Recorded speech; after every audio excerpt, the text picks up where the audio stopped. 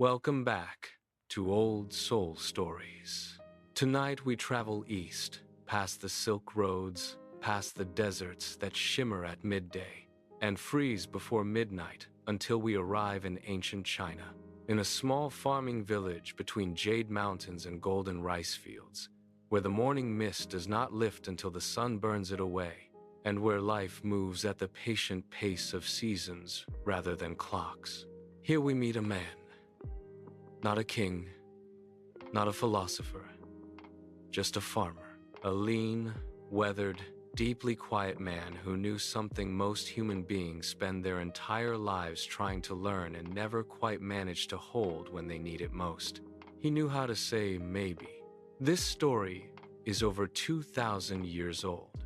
From the Taoist tradition from the Huainanzi, compiled around 139 BCE. It has been told in every language since, because it keeps touching something every human being already knows somewhere deep inside themselves. Something they keep almost remembering, and then losing again, in the noise and urgency of daily life. The story is called Sai Wang Shi Ma, the farmer's horse. But it is really about the most carelessly used word in our emotional vocabulary, the word bad, and its equally dangerous companion, good. In a small village at the foot of a jade mountain, this farmer lived with his grown son and one white horse, his most prized possession. Strong, beautiful, raised from a foal, fed through 2 harsh winters, trained with patience over years, until horse and farmer moved through the fields with the quiet understanding that only comes from long and genuine attention to another living creature. The horse was worth more than everything else he owned combined. It was his livelihood, his foundation, and something beyond the practical too, the particular love that forms between a person and an animal they have raised from helplessness. One morning he woke before dawn and walked to the pen. Empty. The gate broken open from the inside. The horse was gone. Its tracks led up toward the mountains and disappeared into the darkness. His neighbors heard the news within the hour. They came already composing their sympathies. "What terrible luck," they said. "Your finest possession. Gone in a single night. What terrible, terrible luck." The farmer looked at the empty pen. He looked at the mountains, and he said something that unsettled them in a way they could not name. He said, "Maybe, just that, maybe. Not yes, this is a disaster. Not no, do not worry. Just a single, quiet, genuine maybe." Spoken as an honest acknowledgement of where he was in the middle of a story he could not yet read to its end. The neighbors assumed he was in shock. They went home shaking their heads. The farmer went back to work, steady and present, doing what needed doing with what he still had. There is quiet wisdom in this. The wisdom of continuing, of showing up to your life even when a significant piece of it has gone missing, of not making the absence the only story worth telling. 1 week passed. Then on the 7th evening the farmer heard hoofbeats. Many hoofbeats.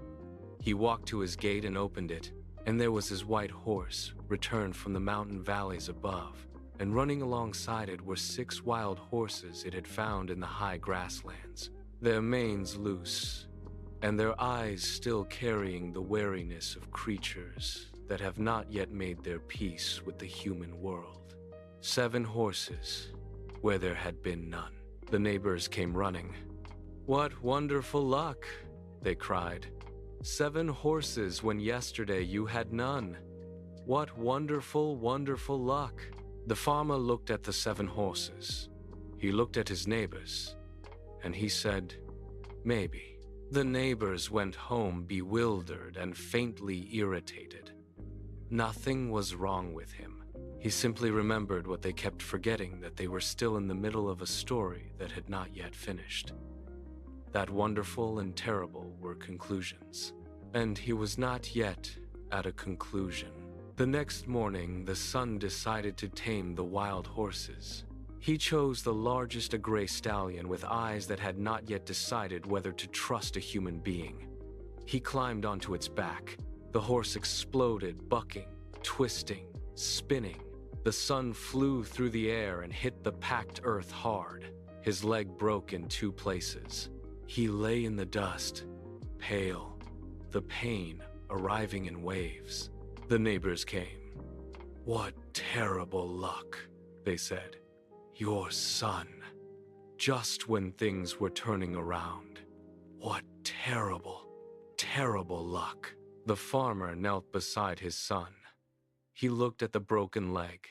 He looked at his son, his face pale but alive, breathing, present. He placed his hand on his son's shoulder with the steadiness of a man who had learned that presence is always more useful than panic. And he said, "Maybe." This time, the neighbors did not argue. They left quietly, carrying for the first time the faint outline of a question they were not ready to ask. Whether this man knew something they did not. The son's leg was set and bound through weeks of slow healing.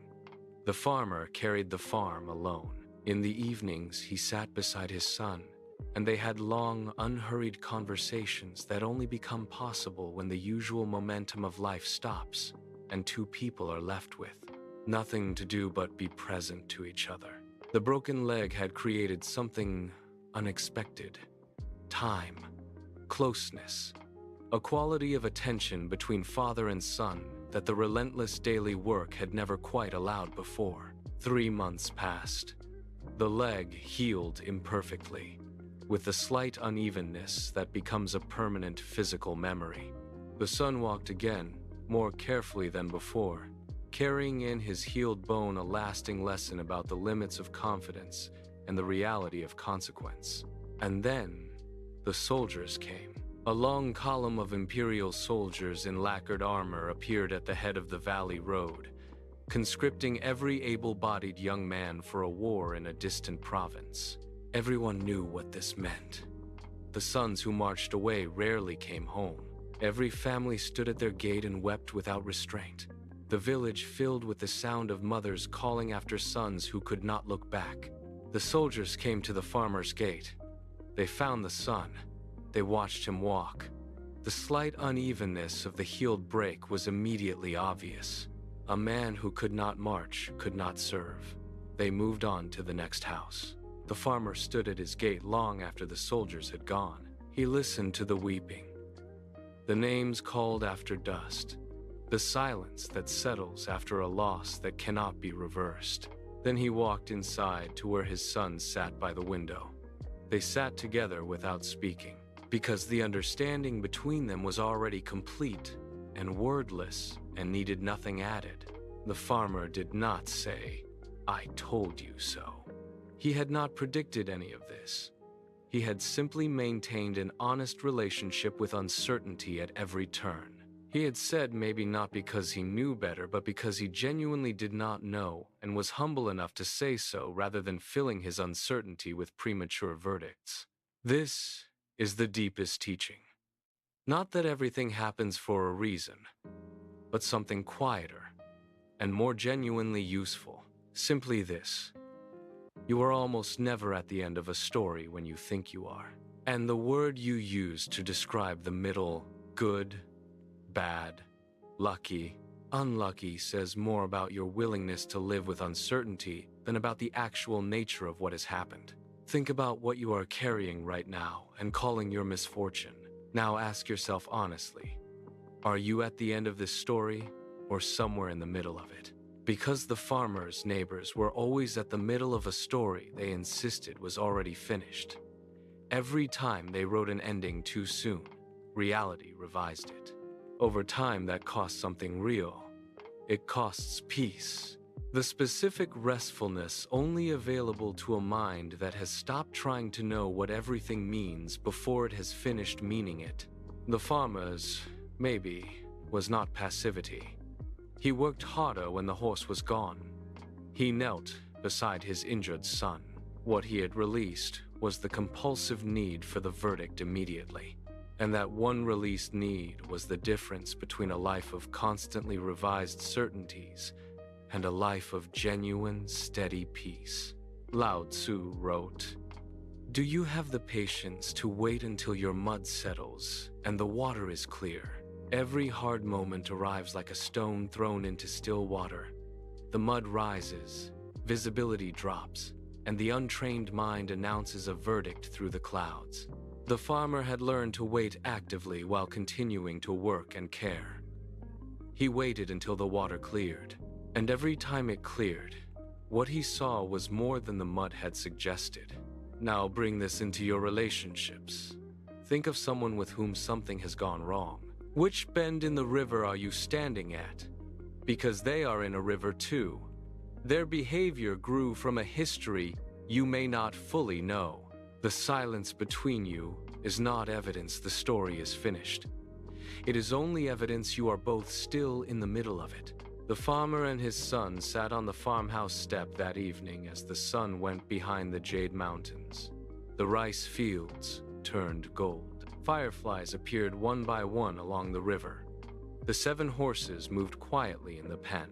Somewhere on a road going north, the village sons were marching into autumn dark. And here, in the peace built by years of saying maybe and meaning it, a father and a son sat together and watched the mountains hold the fading light, fully and gratefully present to the simple, enormous fact of being here, together, alive, in the beautiful, unfinished middle of a story still being told. The river keeps moving.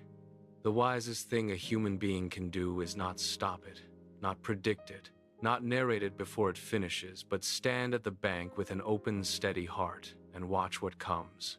And when the neighbors arrive with their verdicts, look at them with kind eyes and say, again and again, as many times as life requires, maybe, just maybe, not as resignation, not as cold detachment, but as the most honest response available to anyone standing in the irreducible uncertainty of their own extraordinary unfinished story, brave enough to know it and live inside, its openness without flinching and without forcing.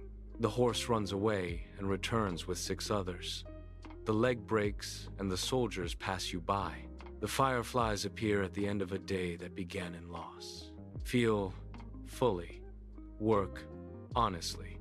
Hold every verdict loosely the way you hold a living thing that might at any moment open its wings.